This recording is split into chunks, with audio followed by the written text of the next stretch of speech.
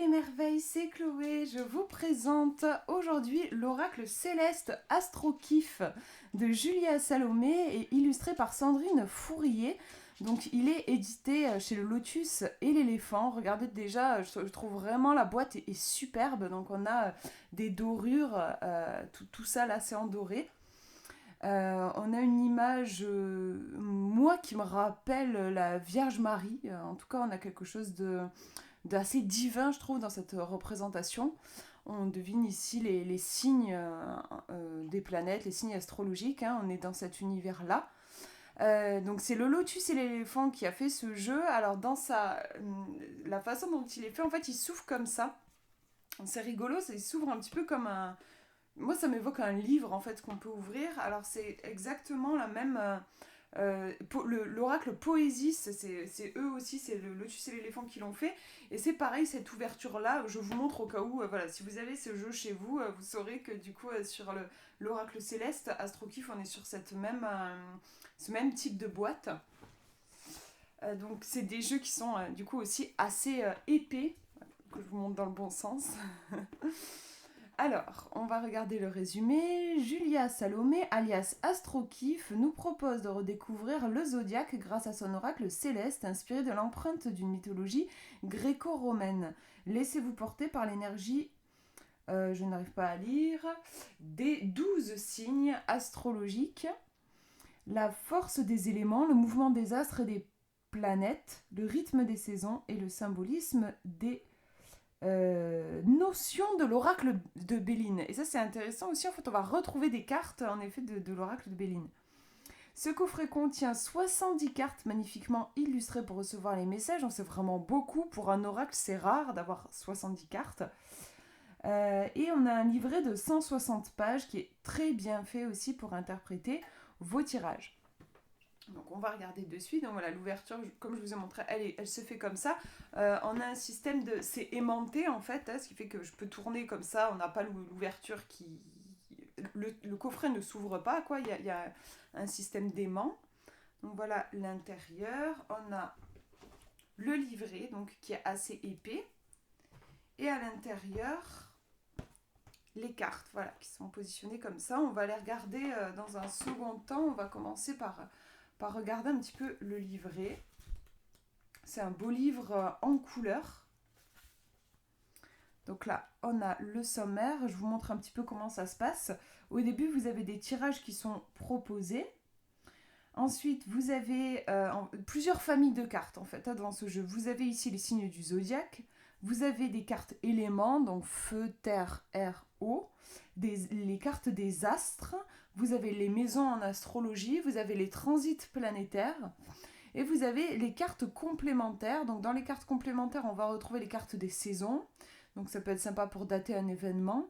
Et on va avoir des cartes qui sont inspirées de l'oracle de Béline. Donc vous voyez, on a l'étoile de l'homme, l'étoile de la femme, la destinée, le ciel. Le ciel, en fait, c'est une adaptation de la carte, vous savez, la carte toute bleue qu'il y a dans le Béline. Vous avez Chronos, la réussite, le changement, le bonheur, la ruine, les ennemis. Voilà, ça c'est les cartes qu'on connaît. Les ennemis, la trahison, la paix, la naissance, la mort, la porte et le guide. Et ensuite, vous avez quelques mots sur les auteurs. Donc, vous voyez, je trouve que déjà, on voit que c'est un oracle qui va être, bon, bien sûr, qui est dans cette tradition du coup de l'astrologie. C'est un jeu qui va beaucoup plaire pour ceux qui s'intéressent à l'astrologie. Moi, c'est pas un domaine que je maîtrise du tout.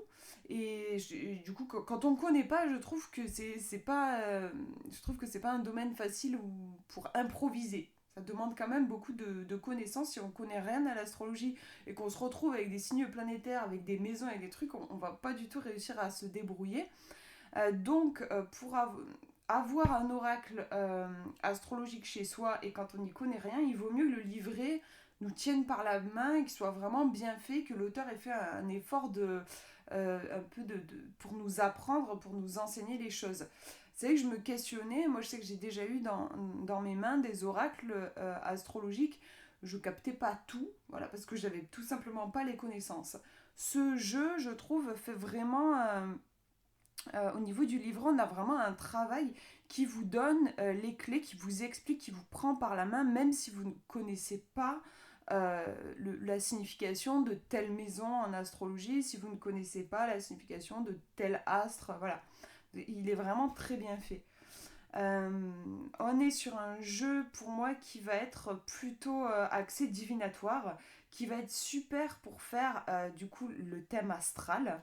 Alors c'est proposé dans les tirages, hein, voilà. Vous avez le tirage du thème astral où en fait vous allez disposer les maisons, donc les cartes qui représentent les maisons, elles vont agir comme des significateurs, c'est-à-dire que vous n'allez pas les utiliser dans le tirage.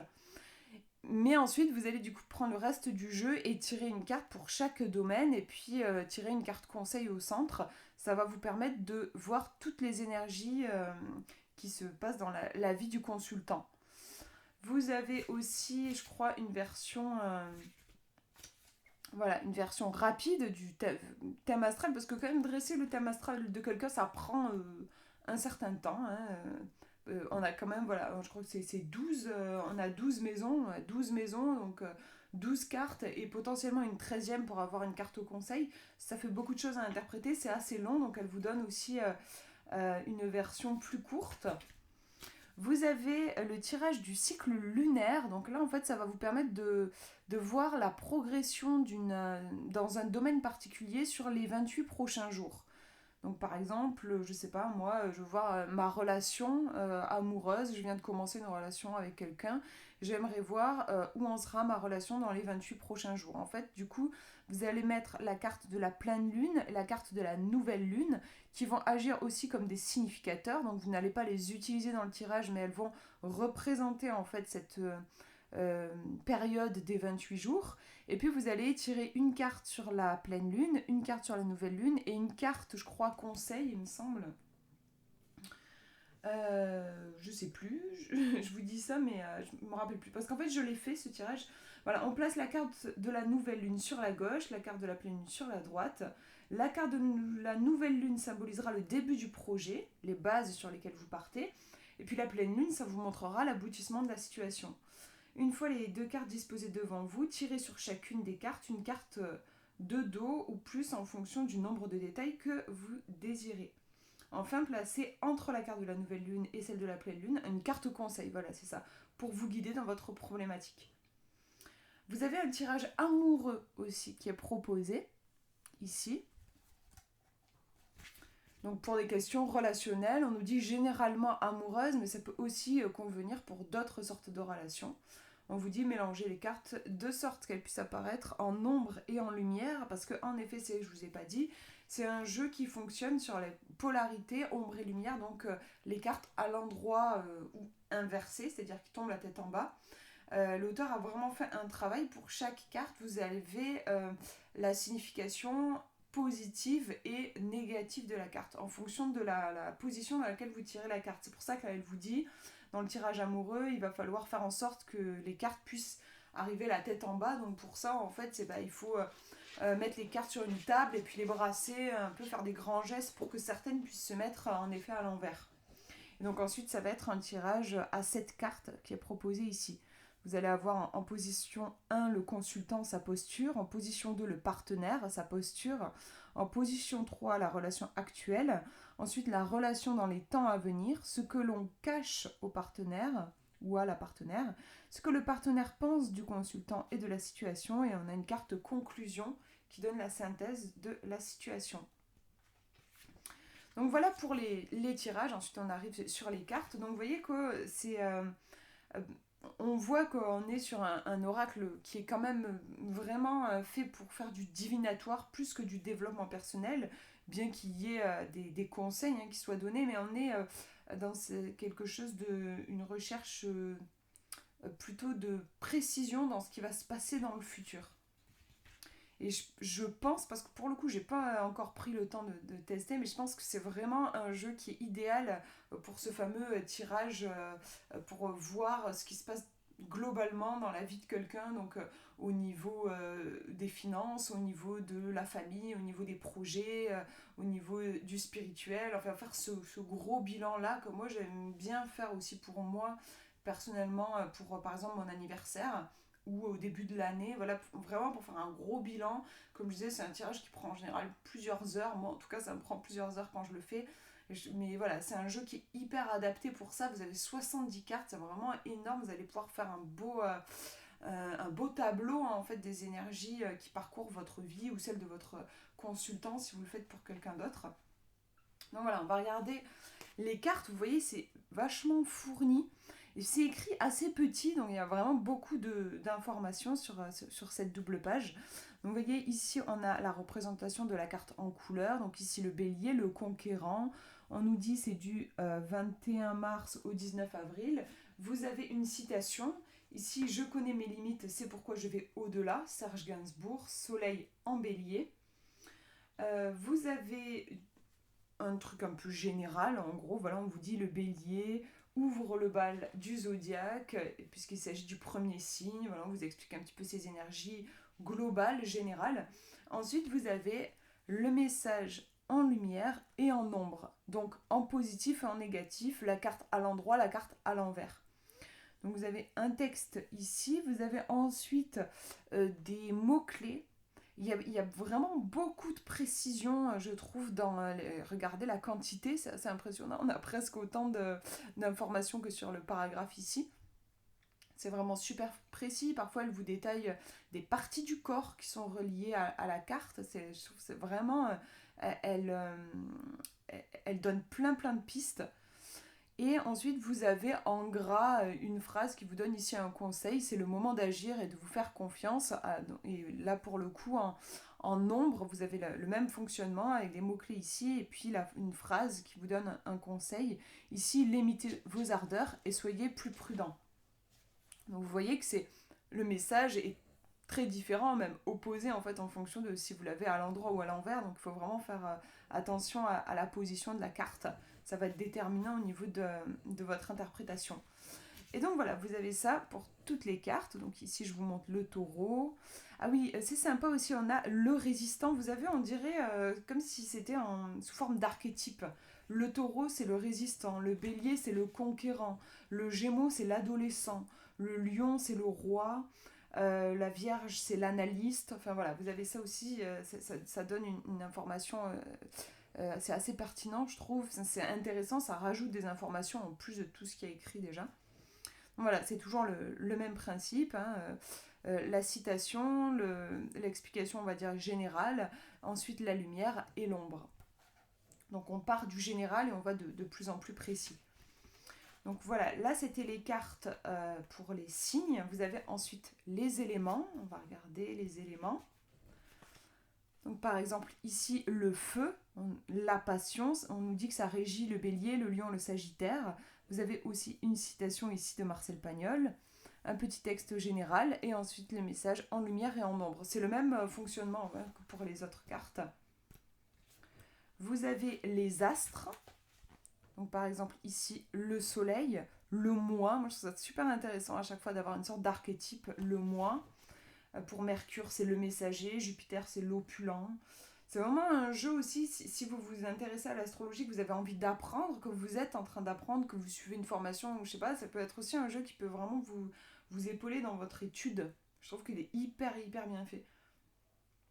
Et donc voilà, toujours le même fonctionnement, avec le message de lumière, le message de l'ombre. Ensuite, on a les maisons. Je vous montre vite fait, mais c'est le même fonctionnement. Les transits planétaires. Donc là, par exemple, Mercure qui rétrograde. C'est vraiment beau aussi. J'ai pas parlé du travail d'édition. C'est magnifique, là, ces fleurs qui sortent, qui, on dirait, font partie de la carte et sortent un petit peu sur la page, reviennent ici et tout ça, c'est super beau. Et ensuite, on a les cartes complémentaires. Donc ici, les cartes de saison. Alors là, on a moins d'informations. Hein. C'est plus des cartes qui vont être prises dans un sens un peu littéral. Voilà, l'été, qu'est-ce que c'est ? C'est la saison, en effet, de l'été. Hein. Ça va représenter cette période des 3 mois. On vous dit aussi que ça peut symboliser une personne du signe du Cancer, du Lion ou de la Vierge. Et au niveau symbolique, ça va représenter la croissance, la joie, les plaisirs. Voilà. Vous avez ça pour les 4 saisons. Et ensuite, on va avoir les cartes de Béline. Donc on ne retrouve pas, vous n'avez pas l'oracle de Béline en entier, mais vous avez certaines cartes qu'on retrouve dans le jeu de Béline. Donc là, vous avez quelques informations. On nous dit, par exemple, ici, c'est une carte neutre, ni bonne ni mauvaise. Sa lecture se fait en fonction de la prochaine carte tirée dans l'oracle. Elle représente une décision importante, un tournant ou un enjeu à ne pas négliger. Signification, voilà, on vous dit la possibilité d'avancer dans ce que vous souhaitez, une porte qui s'ouvre ou qui se ferme. Après, vous avez là la carte du ciel. Ce que je vous disais, c'est une autre façon de voir la carte bleue du Béline. Donc voilà, là, comment ça se passe au niveau des... on va avoir un peu moins d'informations sur ces cartes-là. On n'a pas le message en ombre et en lumière. Mais c'est des cartes, du coup, qui n'ont pas été créées, en fait, spécifiquement pour ce jeu. Ce sont des cartes qui existent déjà, et voilà, dans toute la complexité et la richesse du Béline. Voilà, les ennemis, la ruine. Voilà du coup, ensuite on a quelques mots aussi sur du coup Julia Salomé et Sandrine Fourier que je ne connaissais pas avant du coup d'avoir ce jeu. Vous avez leur compte Instagram si vous voulez y faire un tour. Voilà donc pour le livret que je trouve trop bien fait. On va regarder donc maintenant les cartes. Hop. Alors, on a une belle tranche dorée. Elles sont trop belles les cartes, je suis vraiment amoureuse de ces cartes. Alors, je vais essayer de vous faire une mise au point. On va regarder un peu pour avoir les détails. Voilà. Donc, les cartes sont brillantes un petit peu, voilà, un peu glossy. Elles glissent très bien, c'est un plaisir de les mélanger. Vraiment, elles sont top. Je trouve vraiment la qualité très chouette. Qu'est-ce que je peux vous dire d'autre? Voilà, on a des petits anges sur le dos, donc vous voyez qu'on peut tirer à l'endroit ou à l'envers. Hein. Et au niveau de la taille, je vous mettrai les dimensions dans la description. Bon voilà, par rapport à ma petite main, j'arrive quand même à les tenir. Elles sont, pour moi, elles sont, je dirais, parfaites parce qu'elles sont quand même assez larges, donc on va pouvoir bien voir les illustrations. Et elles ne sont pas non plus énormes, je peux quand même les tenir dans ma main. Donc moi, j'aime bien cette dimension-là. Je vous mettrai dans la description. Je me demande si c'est les mêmes dimensions. Non, c'est pas les mêmes. Comme j'ai l'oracle poésie, c'est à côté, je me demandais si c'était les mêmes dimensions, mais l'oracle poésie, c'est quand même un petit peu plus petit. Donc, on va regarder les illustrations. Alors oui, quand j'ai découvert le jeu, je me suis aussi demandé, je me suis dit, est-ce qu'on va se retrouver avec un jeu? Vous avez vu, en fait, il y a des familles de cartes. Vous avez les signes astrologiques, vous avez les cartes complémentaires, les cartes de saison et tout. Je me suis dit, est-ce qu'on va avoir un jeu, du coup, avec des dos différents suivant les familles de cartes? Et c'est pas le cas. On a vraiment toujours le même dos. Moi, franchement, je préfère. J'aime pas trop. J'aime pas, en fait, les jeux où vous avez un dos différent. Je n'aime pas séparer. Pour moi, un oracle, c'est un oracle. Je le prends comme tel, comme une unité. J'aime pas le séparer en famille, en fait. Donc, quand je me retrouve avec des cartes avec des dos différents, ben, en fait, du coup, je suis obligée de fermer les yeux pour faire mes tirages parce que je veux pas être parasitée par ça. Et donc là, je suis contente parce qu'en effet, voilà, vous avez toujours le même dos et donc c'est une unité, le jeu. Il est composé de familles, mais voilà, c'est un tout. Donc, je vais vous montrer ces cartes. Donc, elles sont mélangées. Hein. Vous allez les découvrir un petit peu mélangées. Donc voilà, là, on a la carte de la pleine lune. Donc, vous voyez, on peut les lire à l'endroit et à l'envers. Toucher le fond, là, c'est à l'envers. À l'endroit, on nous dit c'est la phase de la pleine lune. Ici, on est dans les maisons, les fins et les commencements, l'invisible, la sexualité, alors que à l'envers, on va nous parler d'addiction, les forces occultes, le drame. Je trouve ça très chouette hein, qu'il y ait les informations notées sur la carte. Ça permet d'avoir déjà des informations avant de se référer au livret. Hop, je vous montre un petit peu. Je ne sais pas si je le ferai pour toutes les cartes, mais je vais vous montrer quelques-unes pour que vous voyez la richesse des messages. Ici, la création, l'amour, les enfants. Ici, elle sort à l'envers, ça va nous parler de l'oisiveté, le blocage créatif, l'ennui. Les rêves, le monde intérieur, la charité, mais ça peut aussi être l'isolement, les épreuves de la vie, la solitude. Les accomplissements, la carrière, la destinée, la chute sociale, la fatalité, la mauvaise direction. J'adore, vraiment, moi je suis très très sensible à l'esthétique du jeu, je le trouve vraiment vraiment superbe. Là, la carte 11, le collectif, les apparences, les amis, les mauvaises influences, l'isolement social, les appareils aussi dysfonctionnels. Alors là, on a le retour de Jupiter, réussir, les bonnes fortunes, les grandes réalisations, le perdre, la malchance et l'excès. Donc là, on est sur une carte de saison, le printemps. Ici, une carte inspirée du Béline. Donc vous voyez que même si on a toujours le même dos, on a en tout cas, on peut reconnaître les familles par les bordures. Hein. Ici, on a les mêmes bordures parce que du coup, ce sont des cartes complémentaires. Pour la plupart inspirées du coup voilà du Béline. On retrouve ici aussi le côté le Béline a ce lien avec l'astrologie, hein, donc voilà, c'est représenté ici aussi.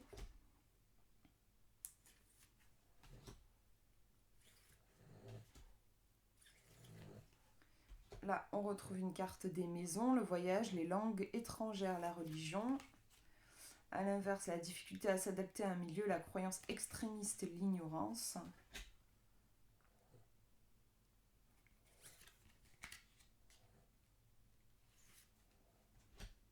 On retrouve une carte inspirée du Béline. L'hiver. La paix, magnifique cette carte aussi, je trouve trop belle, très lumineuse. Le bélier combatif, passionné et authentique, qui à l'envers devient égoïste, agressif, despotique. Le taureau stable, bon vivant, voluptueux. Matérialiste, obtus, rancunier. L'étoile de la femme, donc ça c'est une représentation aussi une carte du Béline. Intelligent, habile, charmant avec le Gémeaux. Instable, léger, double face. C'est un jeu qui est intéressant vraiment à bosser en ombre et lumière. Hein. Celle-là, elle est trop belle. Je trouve qu'il y a un côté un peu conte de fées. Ressentir l'âme, la mer. Il y a beaucoup de sensibilité. Caché, obscurité et être lunatique. L'étoile de l'homme. La mort. Cancer, protecteur sensible maternel. Secret renfermé immature. Le lion, royal, généreux et confiant. Oula, j'ai failli tout. Il y a tout qui a failli partir. Égoïste, dramatique, vaniteux. La vierge, pragmatique, consciencieuse et utile, mais qui peut aussi être inflexible, anxieuse et timide. La balance, charmante, juste et créative. Elle est très belle celle-là aussi. Qui peut donner superficielle, dépendante et indécise. Le scorpion, magnétique, secret et puissant. Autodestructeur, vindicatif et provocateur. Ici, soigner la santé, le guérisseur. Envenimer la maladie et la souffrance. La combativité et l'action avec Mars. Trancher la guerre, l'accident. Vénus. Très douce aussi comme carte. Aimer les valeurs, la féminité. Dépendre, la facilité, superficialité. Mercure, communiquer, les échanges, le déplacement. S'égarer, la fourberie, les petits obstacles. Se réaliser avec Jupiter, la chance. Mais à l'inverse, abuser, la malchance, les excès. Construire le symbole paternel, le temps avec Saturne.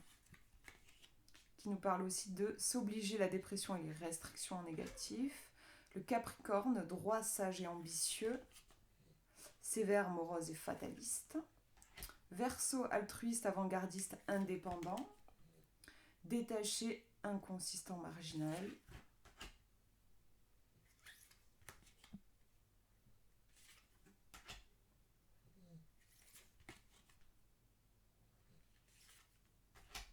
J'aime bien aussi celle-ci.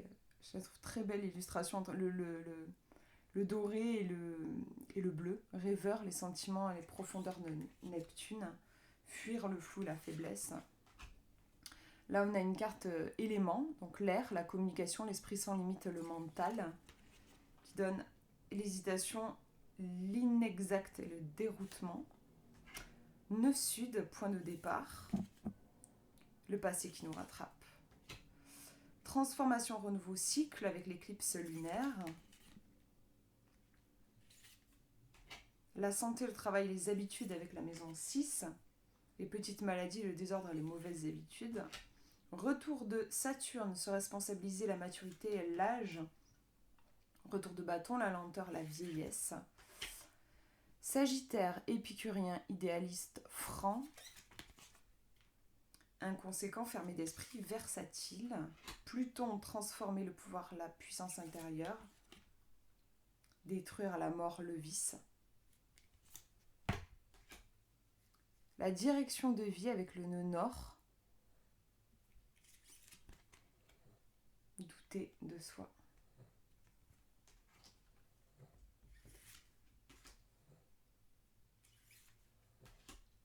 L'éclipse solaire. Trop belle aussi cette carte, je trouve. Avec, donc là, on parle du choc positif, inattendu, délivrance, mais à l'inverse, on va avoir la rupture, le choc négatif, abdiquer. L'été. Les partenaires, le mariage et la justice. Bon, je vais peut-être pas vous la mettre à l'envers, je pense que vous avez compris de toute façon le principe. Hein, en général, c'est inversé, hein, c'est juste l'opposé en fait, la signification. Les retrouvailles, ici les entourloupes, la remise en question, avec Mercure qui rétrograde. Voilà la carte du ciel, donc une carte extrêmement positive qui vient illuminer votre tirage. La naissance. Le signe des poissons. L'élément du feu. La terre. L'eau. Ah, j'adore celle-ci, la lune noire. Je trouve qu'il y a quelque chose de très élégant dans les illustrations de ce jeu. Très fin. Et on finit par la maison 3, jeunesse, frères et sœurs et les échanges. Donc, je trouve qu'il est très bien fait, comme je disais, pour faire un thème astral, en fait, pour voir ce qui se passe dans les différentes sphères de la vie d'une personne. Je pense qu'il a été conçu vraiment pour être utilisé comme ça. Après, moi, j'avais envie de l'utiliser comme un oracle, entre guillemets, normal. C'est-à-dire, j'ai fait un tirage... comment c'était problème, cause, solution. Voilà, j'ai pris tout le jeu, j'ai pas mis les maisons ensemble, tout ça, j'ai pris tout le jeu, je me suis dit, ok, problème, cause, solution. Franchement, il m'a hyper bien répondu. Donc vous pouvez aussi l'utiliser comme ça, voilà. Si vous n'êtes pas fan de faire des thèmes, tout ça, si c'est pas votre truc et que vous avez envie d'utiliser de façon plus simple, pourquoi pas en tirage en croix, pourquoi pas passé, présent, futur et tout ça. Moi je trouve qu'il fonctionne aussi très bien comme ça, même si je pense que c'est pas sa vocation première. Moi je trouve qu'il fonctionne très bien. Dans ce sens-là, enfin dans des tirages comme ça, des tirages peut-être un peu plus simples, parce que c'est vrai que, comme je disais, ça prend du temps quand même de faire tout un tableau. Allez, je vous tire une carte. Comme ça, je vais vous lire vraiment ce qu'il y a dans le livret. On va demander une petite carte. Une carte pour vous qui regardez cette vidéo. Et puis, je vais m'amuser, je vais la tourner un peu et on va voir si elle sort à l'endroit, à l'envers. Allez, hop. Ah ben, elle est sortie à l'envers, je crois. Oui, c'est ça, elle est sortie à l'envers. Donc vous voyez, on nous dit un événement lointain. Donc c'est la carte de Chronos. Donc là, c'est une carte... c'est dommage que j'ai parce que c'est une carte où il n'y a pas énormément de texte. Mais on va regarder quand même. Donc un événement lointain. Hop, hop, hop. Mais du coup, je pense que je vais tirer une autre carte parce que c'est dommage, ça ne va pas vous donner toute la richesse. Ça ne va pas vous donner un ordre d'idée de la richesse du bouquin. Là, on nous dit... Ouais. Ah ben c'est marrant, pour le coup, on nous donne en lumière et en ombre. Voilà. En ombre, on nous dit patience, lenteur, un événement lointain. Bon, clairement, là, il faut que je tire une autre carte. Je peux pas juste tirer ça. Donc, ok, patience, lenteur, un événement lointain. Ok, je vais tirer une autre carte.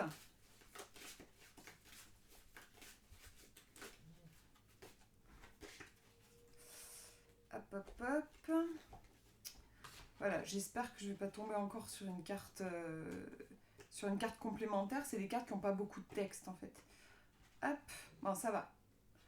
j'ai tiré secret renfermé immature. Donc c'est la carte du cancer. Ça c'est cool, il y a pas mal de texte sur cette carte, donc je vais pouvoir vous la lire. Donc quand la carte est à l'endroit, ça nous parle de quelqu'un qui va être protecteur sensible maternel. Mais là je l'ai tiré à l'inverse, secret renfermé et immature. C'est intéressant parce qu'on avait Chronos qui était inversé, donc on nous parlait de lenteur, de patience, quelque chose qui semble un petit peu embourbé, un petit peu... ça a du mal à avancer, c'est pas dégagé. Et puis là, on nous parle de secret, renfermé, immature. Bon, ben là, clairement, au niveau des cartes, on a quelque chose qui patine, on a un projet peut-être, ou quelque chose qui n'arrive pas à éclore, ça a du mal à arriver à maturité. Il y a un truc qui est, oui, qui est clairement renfermé et peut-être qu'on a voulu aller trop vite, peut-être qu'on a loupé certaines étapes qui étaient essentielles. En tout cas, ouais, on a quelque chose qui n'est pas encore mûr, en fait, clairement. On a quelque chose de cet ordre-là. Alors, on va regarder le cancer. Donc, c'est dans les cartes... voilà. Il y a pas mal de textes. Alors, je me dis, est-ce que je peux le lire avec vous comme ça? Ouais, on va essayer comme ça. Donc, voilà. Le protecteur. Déjà, c'est intéressant, hein, avec Chronos à l'envers, on peut se dire peut-être que les choses avancent lentement, mais que c'est pour me protéger. Que l'univers estime que c'est pas le bon moment pour moi. On nous dit donc 22 juin, 22 juillet, Vénus de tous les continents, venue, pardon, je suis tellement dans les planètes, les machins, venus de tous les continents, croyants ou non croyants, nous appartenons tous à la même planète, à la communauté des hommes. Donc c'est Simone Veil qui a dit ça. On nous dit Soleil en Cancer. Alors, le Capricorne prend le rôle du grand-père, du vieillard, tandis que le Cancer, son opposé, prendra celui de l'enfant. Il est le 4e signe du zodiaque, celui qui nous reconnecte à nos origines, à notre passé et à notre intériorité. La Lune régit ce signe, elle lui donne de grandes capacités intuitives et le connecte intimement à la notion de maternité et à la mère. Il est nourri par ses émotions et par conséquent extrêmement empathique. Le Cancer est mystérieux et séduisant. Sa sensibilité est visible, bien qu'elle se veuille masquer sous sa solide carapace. Cette même carapace ne lui servira pas seulement à se protéger lui, mais aussi à sécuriser tout son entourage. Ce signe est doté d'une grande imagination et d'une grande curiosité du monde. Il aime voyager tout en étant sédentaire. Il est également réputé pour sa mémoire infaillible, capable de se souvenir de moindres détails de son enfance. Marcel Proust en est un très bon exemple. Donc nous, on l'a tiré en inversé. Donc je vais vous lire la signification inversée, mais vous voyez qu'on a aussi, voilà, on a beaucoup de texte aussi pour la lumière. Alors on va lire donc l'ombre. La carte du Cancer évoque une grande immaturité, un rapport difficile avec la mère ou des complications liées à une grossesse, métaphorique ou concrète. En effet, les projets, voilà, c'est ce que je disais, les projets peuvent avoir énormément de mal à naître, comme un enfant mort-né. On peut avoir de la difficulté à se détacher de son passé. Ouais, ça me fait penser aussi au sablier à l'envers.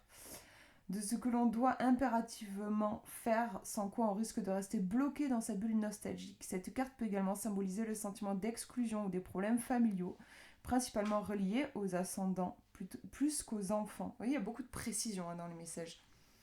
Alors, en mots-clés, on nous dit nostalgique, mélancolique, susceptible, attaché au passé, boudeur, boudeuse, introverti, colérique, capricieux, autoritaire, rancunier, immature, émotionnellement instable, désinvesti, lunatique, renfermé, les remords, les problèmes de confiance, se cacher ou s'isoler, les humeurs changeantes, la difficulté à aller de l'avant, les problèmes de grossesse, les rapports conflictuels avec la mère, les problèmes d'estomac. Vous voyez, il y a souvent aussi des liens avec les organes, avec la santé, la solitude.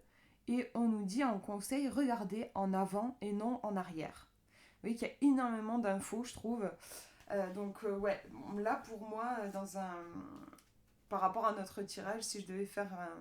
Donc là, pardon, on était sur le Chronos inversé et le Cancer inversé. On est sur un projet qui patine, quelque chose qui a du mal à éclore parce qu'on est bloqué en fait dans notre passé, peut-être dans une nostalgie ou peut-être dans on est peut-être dans une roue un peu de hamster où on est bloqué par rapport à un traumatisme qu'on a vécu. En tout cas, il y a quelque chose lié au passé qui nous retient, qui nous empêche de grandir. En fait, il y a cette notion-là, parce que quand même, ici, avec cette carte renversée, on a une notion d'immaturité, quelque chose qui refuse de grandir, comme un projet qui refuse de grandir. Voilà, on a toutes ces réflexions-là. Vous voyez que c'est hyper riche, bon, je ne veux pas aller plus loin parce que sinon la vidéo va être très longue, mais c'était juste pour vous montrer déjà un petit peu le potentiel du jeu, c'est vraiment énorme, je le trouve magnifique, vraiment sublime. Voilà pour cette présentation, j'espère que ça vous aura plu et que ça vous aura inspiré. Je vous fais de gros bisous, prenez bien soin de vous.